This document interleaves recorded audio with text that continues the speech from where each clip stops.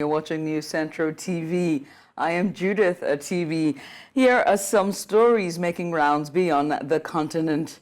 And let's begin in Europe, where a British policeman has been suspended following the emergence of multiple videos on social media showing officers beating at least 3 people inside Manchester Airport, an incident that the city's police force has labelled as truly shocking. The viral videos, which depict one officer kicking and stomping on the head of a man in a prone position, have ignited public and political debates over police violence and prompted protests accusing the police of racism. Greater Manchester Police GMP stated that the footage shows a confrontation that began after 3 officers were injured in a violent assault, including one female officer who suffered a broken nose. The police confirmed that the officer seen in the video has been suspended after initially being removed from operational duties. And for more on this, I'm joined by our international correspondent, Afua Hagan.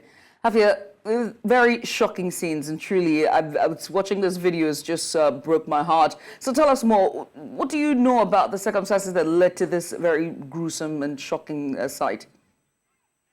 A shocking incident indeed, and the video is going viral on social media. Don't give us a lot of context of what happened up until the moments of that assault, but it's thought that there were some men picking up their mother from the airport. Something happened, she pointed out someone else, and that's where the altercation began. So there was quite a few police officers involved, male and female. In one of the videos, you see a female police officer crying. It's thought that she's bleeding from her nose. And then you see the gruesome attack of the man who's been identified only as Fahir on the ground. He is kicked in the face, he stomped on the head. His lawyer now says that his health condition is worsening and he had a cyst on the brain. There's another man who's taken to the ground as well and tasered. And then in a separate video, you have 2 more men who are pepper sprayed and tasered as well. And so the full footage is not quite out there yet, but it's a fast-moving and complicated situation, absolutely. But it ended up with 4 people being assaulted, police officers being assaulted as well. But this particular gentleman who is on the ground being kicked in the face, being stomped in the head in a very, very brutal attack. Now, one officer has been suspended from duties at the moment, and the whole incident is under investigation. Greater Manchester Police have referred themselves to the police ombudsman. There's been a few complaints that they have made and have been made against them, so now they will be investigated, and it is thought that the officer who kicked the man in the face and stomped on his head is the one who has been suspended from duties at the moment. And what has been the reaction to this incident from the community? There's huge anger up and down the country, in fact, but particularly concentrated in Manchester. Now, last night we had protests outside the police station, and those protests are actually continuing this afternoon. Chants of "shame on you" being heard, being shouted there outside the police station. The community, quite rightly, very angry. You know, people saying that, you know, you cannot get away with just assaulting a man like that, especially on video, and especially when you're supposed to be the police that protect and serve. At one point, you know, the mother was standing over her child, this man on the floor, as he was being beaten. You know, if members of the public saying, if I were to do this to another member of the public, I would be arrested, I would be interviewed under caution, I would be charged, and I would go to prison, and saying that's what should happen to this particular police officer. Now, community leaders are saying this is extremely, extremely disturbing footage and not what we expect from our police force. And for the police and government officials, besides the suspension of the police officer, what's their response been like? Well, our Prime Minister, Sir Keir Starmer, has said that he completely understands the public concern of the footage, and the Home Secretary is being updated and being kept updated by Andy Burnham, who is the mayor there in Manchester, and of course by the local police. Like I said, the men in question, a couple of them have been arrested for affray and assault. but none of them expected what happened to them to happen. Local forces, the community there, the Greater Manchester Police are continuing to meet with elected representatives in the community to discuss their concerns. They have referred themselves, to the Independent Office for Police Conduct as well. The Home Secretary, Yvette Cooper, is being kept on top of this incident also. But at the moment, there is so much anger that someone who looks like they are Asian, and so people are saying that their racism has played a huge part in what has happened here, has been attacked in this way by police officers who are supposed to protect and serve. And so this will rumble on, like I said. The man in question, the man in the ground, now has a cyst on the brain. His health condition is deteriorating. And of course, Greater Manchester Police are keeping in contact with the family as well and supporting them during this very distressing time. Very distressing time indeed, and we do hope that this will be resolved very nicely, and the police can now continue to take caution when it comes to handling matters as this. But Afua, many thanks for doing this with us. Afua Hagan is our international correspondent. Afua, once again, many thanks.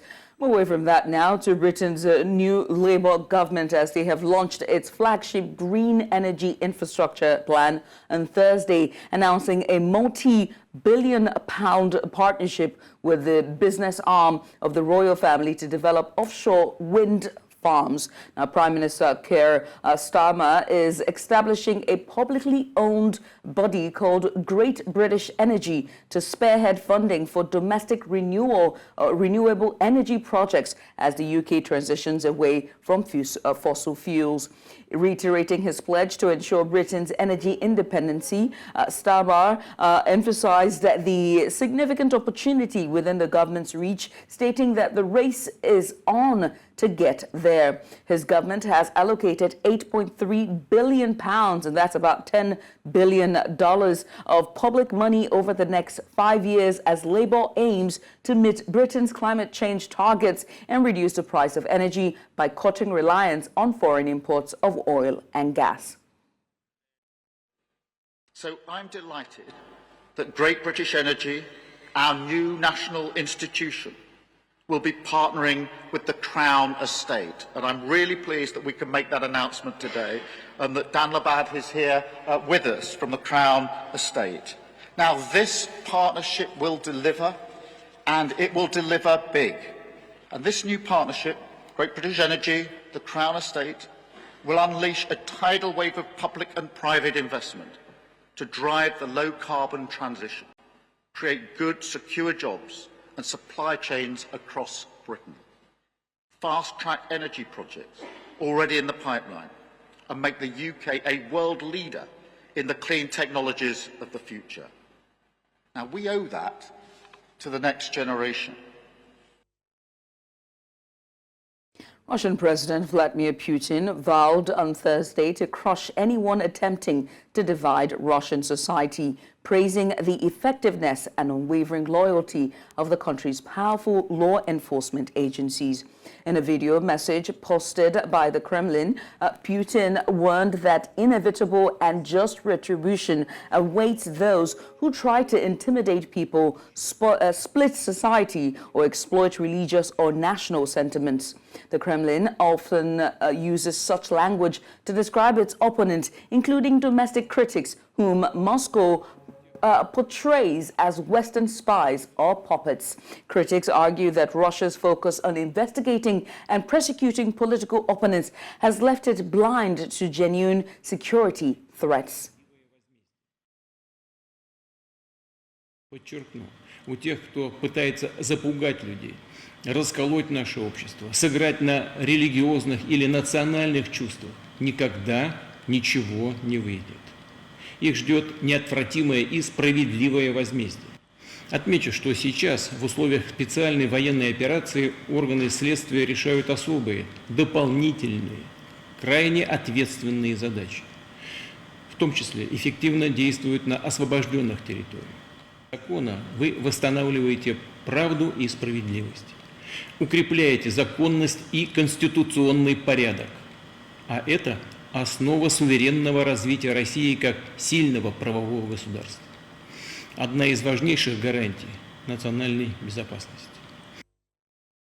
15 children and one adult from war-ravaged Gaza have arrived and landed in Spain to receive care for complicated medical conditions. According to the World Health Organization, WHO, the patients had been hospitalized in Egypt after evacuating from Gaza and among thousands in need of specialized medical care outside of the Palestinian territory. The children, accompanied by 25 family members and other caregivers, had been in Egypt since before May 6th, when the Rafah border crossing was closed, making evacuations nearly impossible. WHO chief praised the support and facilitation provided by Egypt and Spain and urged other countries with the capacity and medical facilities to welcome those caught in the grips of the conflict. El centro. Somos el primer país que ha respondido a la llamada de la Organización Mundial de la Salud, de la OMS, para traer a estos niños e invitamos al resto de países a que también se hagan cargo de más niños y niñas que necesitan una atención médica urgente. No podemos olvidar que todas estas familias, todos estos niños y niñas, vienen de situaciones absolutamente terribles derivadas de la masacre que se está viviendo en Gaza. Por eso España vuelve a dar un paso adelante para priorizar la salud y la vida de los niños y de las niñas y de los civiles palestinos y volvemos a hacer un llamamiento para el alto fuego. There are more stories beyond the continent after this short break. Stay with us. And beyond the continent continues in North America, where Donald Trump launched a series of attacks against U.S. Vice President Kamala Harris, calling her a radical left lunatic at his first rally since she became the de facto Democratic Party nominee for November's election. In his speech, Trump claimed that Harris supports the execution of babies due to her stance on abortions and alleged that she is part of a radical left movement that would destroy the country. This address comes as Harris begins her campaign with President Joe Biden's endorsement following his historic decision not to seek re-election. Trump, previously attacking Biden over his age, now pivots as he becomes the oldest nominee in U.S. history.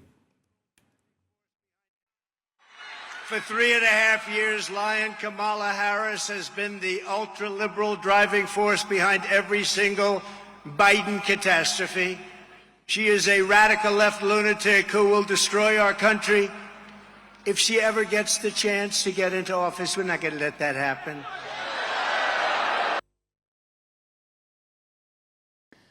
U.S. Defense Secretary Lloyd Austin has stated that the United States is always prepared to address military activities by China and Russia in the north. His comments follow a joint patrol by Russian and Chinese jets over far eastern Russia and the Bering Sea near Alaska, an operation the U.S. identified as the first of its kind. Austin noted that the patrol, which occurred on Wednesday and involved nuclear-capable bombers, was not a surprise to the United States. He assured that the aircraft were closely monitored, tracked, and intercepted. Now, this joint team came shortly after Moscow reported that the United States had sent its own strategic aircraft close to Russian airspace. Happens again, if there's any kind of challenge from any direction, I have every confidence that NORTHCOM and NORAD will be at the ready and will be able to intercept. Thanks, Jennifer.